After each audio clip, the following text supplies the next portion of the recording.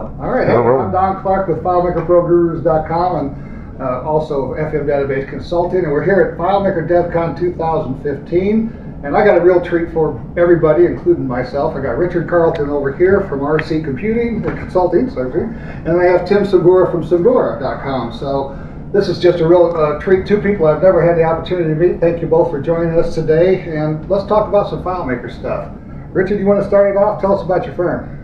Well, we have a team of about 28 staff, and we're based between California and the Texas areas. And my job with the organization is to provide overall guidance and strategy and then onboarding of new staff. But then I spend probably half or 2/3 of my time doing video training for production, right? So I spend a lot of time behind the camera doing training. Yeah, you spend a lot of time in front of the camera. Yeah, no, and it's always changing. I mean, the FileMaker platform is growing, it's becoming interesting, and it was always interesting, but now even more so. Yeah. And it's about the time you think you know everything, new version comes out, or new features come out, or someone, like you're just one of your guests that was just in here, they start talking about new technology that you haven't seen before. You know, they were showing off Dropbox integration this morning with FileMaker, which was really cool. That is really neat. Tim, tell us about your firm. My firm is Cimbura.com. We have about 10 people full-time and a few contractors as well, but we really focus on building custom applications for the web and FileMaker that integrate with best-of-breed tools out there. So we do a lot of high-end integration with FileMaker with other tools and that sort of thing. WordPress is one of our focuses. Okay. That's a good one. I'm writing a database solution now with somebody who's tying their FileMaker database to WordPress and trying to put limited amounts of information through security. Yep. That's one of those challenges we have to face up to, you know, as we get further in. I was really excited, you know, they're talking, well, a similar product to what they talked about this morning, probably under NDA, but is the Goya put out their REST FM as a free thing. They took it open source last week. That's a really nice thing. And then, of course, we were talking to Mike Birgie, here a little while ago in another interview, and he was telling us about some of the techniques he uses to put all that stuff out. So it's really, we're enjoying that kind of thing. If you check, I just wrote an article right before DevCon. It's on our website about integrating FileMaker and WordPress, and that's it. The basic gist of it is using ESS at some level to synchronize tables and the MySQL tables for WordPress. And there's a couple of tools that we use, and if you want me to go into a little bit of detail on that, we use a tool called Pods, which is it's a WordPress plugin that allows you to create custom tables in WordPress, and so like custom post types. And so with that combined with another tool called Gravity Forms. We use Gravity Forms a lot. And so Gravity Forms lets you create forms, and they can be very complex kind of forms that have, you know, if you answer this question, show these other 3 questions, and you know, all kinds of logic and stuff in there. But then those 2 things you can connect to FileMaker via ESS into the tables that are created there. And so the kind of secret sauce in that is the connectors that we've written, custom PHP plugins for WordPress that connect the Gravity Forms to those tables. So either you can pre-populate a Gravity form with information from a FileMaker solution, or you can also then take the result of a form and push it back into there. So that's one of the ways that we've done it. Well, that's one of the questions I was going to ask, is one of your favorite tools. And I know one of the things you were working on recently, because you had a great video on it, was SalesForce integration or migration. Migration out of, that came up, and and I love the WordPress. So are you going to sell those plugins, by the way, or? Well, it's something we're looking at to see what the market will bear. I mean, you know, what the interest is of it. Right now, it's a proprietary internal thing that we use. Oh, you have to share that with the community. Yeah. Sell it, do something. Yeah, well, we'll see when it gets to that point. But I mean, it sounds like there is some interest and stuff. So we have to polish it up so that it can be sent out to support it. Yeah, definitely. Well, you know, and Salesforce is another area there's a lot of interest in, and there's a lot of conversation in the community about people who are like, oh, well, we're getting rid of FileMaker, we're going to go to Salesforce. Yeah. And then we've run into people who want to integrate it, so they want to keep both. But what people don't realize is that Salesforce is really, it's you can throw money at it quick, it can come up quick, but it's a canned solution, and the customization on it is difficult. And not only that, the big part of the video was talking about the overall cost of ownership of Salesforce on a per month basis. FileMaker, you can get into about $15.50 a month if you count $8, $9 for a client, and then like $5 a month per user for a server access. The minimum entry level at Salesforce is anywhere between 25 and 65 bucks, and most people end up at about 65 bucks. And so they start burning a hole in the budget real fast. And they don't they think about 1 or 2 people, it'd be about 10, 20, 30 people at 65 bucks, it gets expensive. So we've been running into some folks who wanted to get out of Salesforce and get into FileMaker. And so what we did is we went through the process of that, and it's really, compared to doing maybe some crazy plug-in integration with the WordPress, which is much more technically complicated, dumping data out of Salesforce and bringing it into FileMaker is really easy. Salesforce is a system of about 120 some odd tables, is how many tables they have. And so you can ask them to give me a complete backup as part of your account, and they will dump, like into CSVs, all the data from all the tables into a single zip for you. I mean, you're golden. You're golden. And you just have to take your time to find the ID fields, but they're all labeled, so there's field headers with field names on them. It's really, frankly, straightforward. And so moving people out of Salesforce into FileMaker, find a CRM or build something, for us it's starting point, at least for the demo, because it's easy and it's free. Those are the kind of videos that we do. We're doing all sorts of videos. We're going to do one in a little while. We're going to dig deeper into this Dropbox stuff. We're going to have a video about that with the seed code folks. That's going to be really nice. Yeah, and it's right on the edge of doable. It's doable now, but even a version or 2 back, you just couldn't get there from here. No, it's that shareable menu is the same thing you see on an Apple. I mean, all those things are right there. Yeah. So I produce on part of the operating system. On about a week basis, about an hour and a half of content per week of actual production material. Some of it's commercial training that you can get at our website, and so a lot of it's free.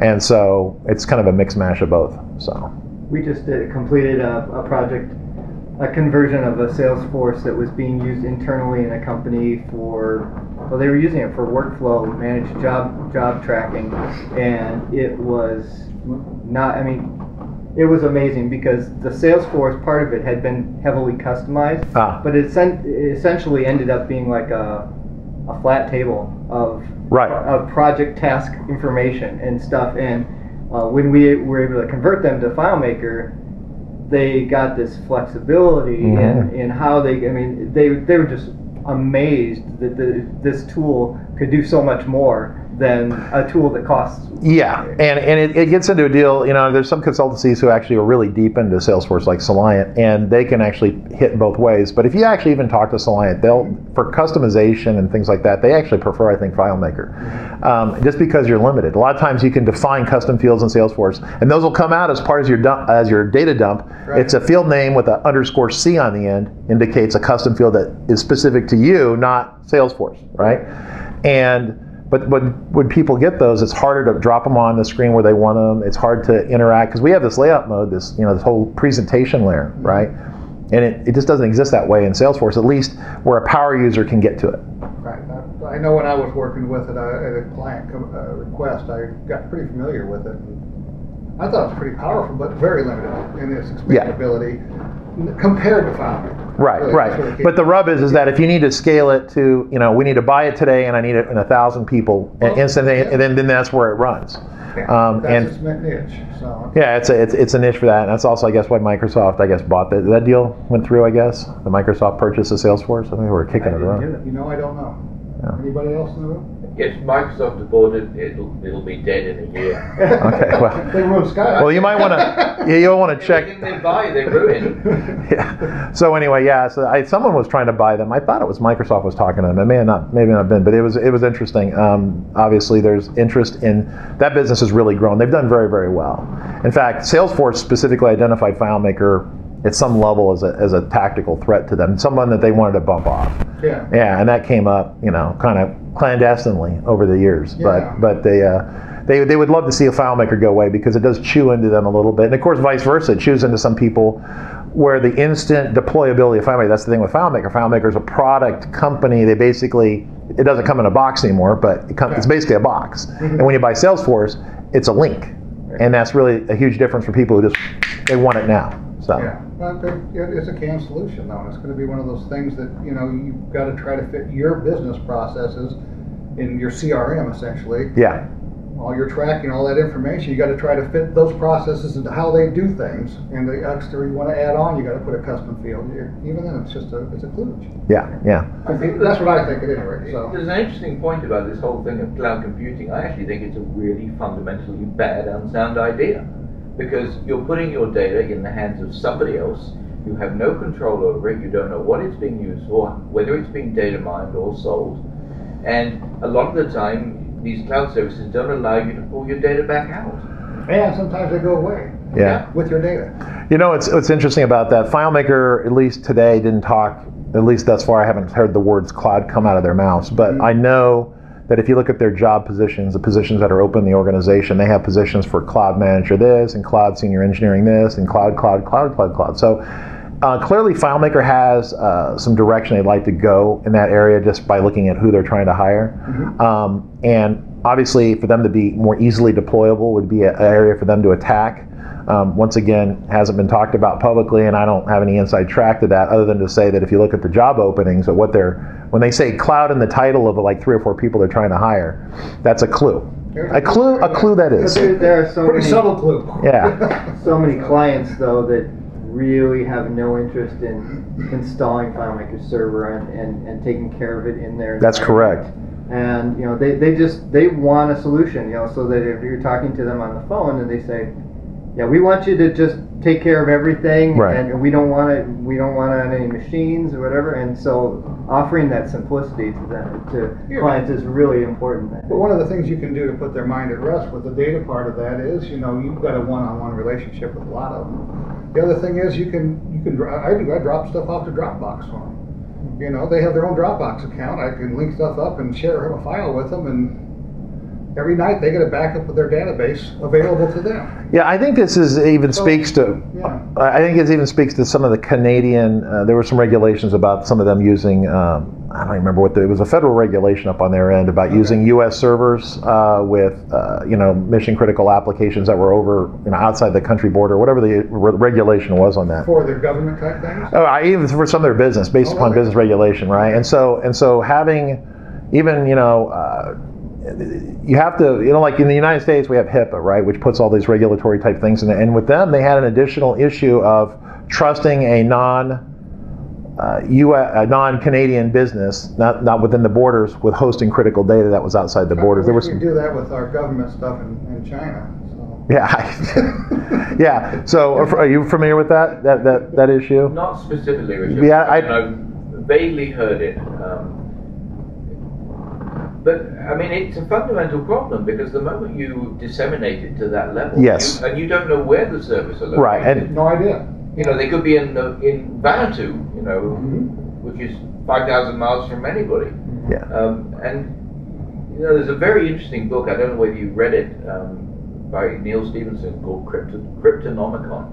And if you haven't read it, it is the book to read because it talks about offsite data storage and putting these servers in a foreign country where nobody has control over it, nobody can access it, and it's a fascinating, frightening book. I'm going to get that one from you. Actually, it's on tape. I'll just review it. Any more to share? I know you guys have got to run before too long, but this has been fascinating. I love it. We'd probably sit up here for an hour talking about all the trends and what's going on. Morning. Yeah, exactly. So, and the trick is it's all been done. It's all been done. Yeah, the WordPress stuff sounds cool. I want to check that out. So if you're going to share that there's I could see a lot of practical applications for WordPress. Integration really is one of the key technical hallmarks. I think you talked to. Or is it Bergie, I guess is the way you pronounce his last name? Bergie is what he said. Yeah, I mean, he's an integration expert. He really is. And he talks well about all these points and integrating with ESS. And clearly FileMaker is aware, we know, we've communicated with them, that integration continues to be a critical issue, deployment a critical issue, seamless integration, because it's a platform now, it's a critical issue. Mm-hmm. It's not just pro. And I remember the old days, even when Server first came in, the various vice presidents were having a hard time wrapping their head around the fact that Server was important, right? Because it was brand new, and the whole company made all its money initially off of Pro. It was right. pro money, right? Yeah, exactly. And so FileMaker, of course, is going to a different sales models as you start to see with. I had a lot of criticism. Yeah. that too, a lot of feedback. Yeah, but the reality is that I think if you do see a cloud development strategy come from them, they're going to have a way of monetizing it, right? And so having a way of charging $7 or $8 a month per person or $9 a month per person, that's what they're going to do. Yeah. They're going to people are going to have to come to grips with that. And then if they don't, they're going to go away. Yeah, and there's some people who want to own the software still. We see that. I mean, people who want it. Some people are okay with the subscriptions, right? You're seeing the same thing. There are some government where they have to own that. Yeah, and once again, we're back to some regulatory issues that go on with what you can. So I don't think the perpetual license will ever go away, but even lately, FileMaker's running a promotion where you get the smoking great deal for the first year on a what they call an AVLA license, right? And so they have certain strategic things that they're doing and pushing the platform and pushing the user groups and I know people can come off as critical, but there's been some reorganization within FileMaker, and I've seen a lot of it kind of from the inside to some degree. The people at FileMaker are really happy right now. What people don't realize, they're really happy. The product management team have smiles all the time. The engineering teams hear stories about people who were warming up resumes and going to leave. And that has changed because of some of the reorganization that's gone in the company. That the company is a much happier place.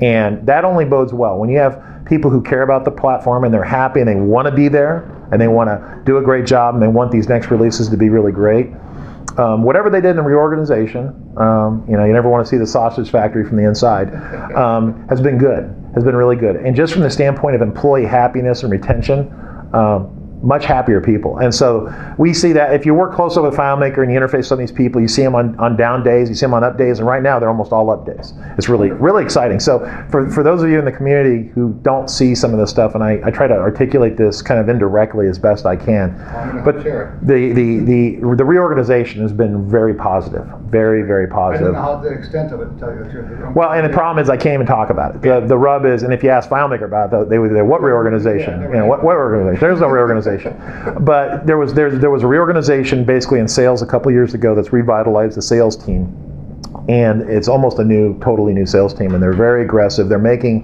about making their quota, making their number. They're doing that. You've got the last reorg is basically a marketing reorg, and product management reported to market, right? And they interface with that, and for whatever reason now that's been reorged, and I think product management has moved under engineering now, and so as a result, the engineers are scheming with the product managers, which is not a bad thing. When you get the product managers that are excited, and some of the best ideas for the product come from the engineers, like, well, wouldn't it be great if we could press a button and this would happen, and all these things would happen, and we can build it, and then in the years past, but they won't let us build it, right? And you're like, oh, please build that, I need that, right?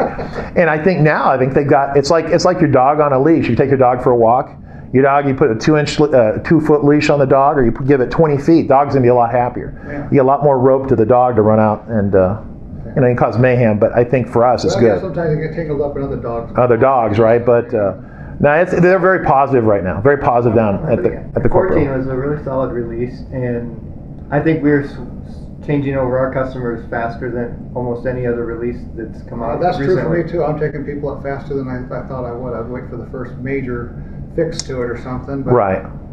Now they've been really working hard on doing the product solid at a V1 release. Even to the point where, hypothetically, they thought they wouldn't maybe even have to do V releases. I think at one point that was floated around. The reality is, I think we're always going to find critical bugs, and we found some.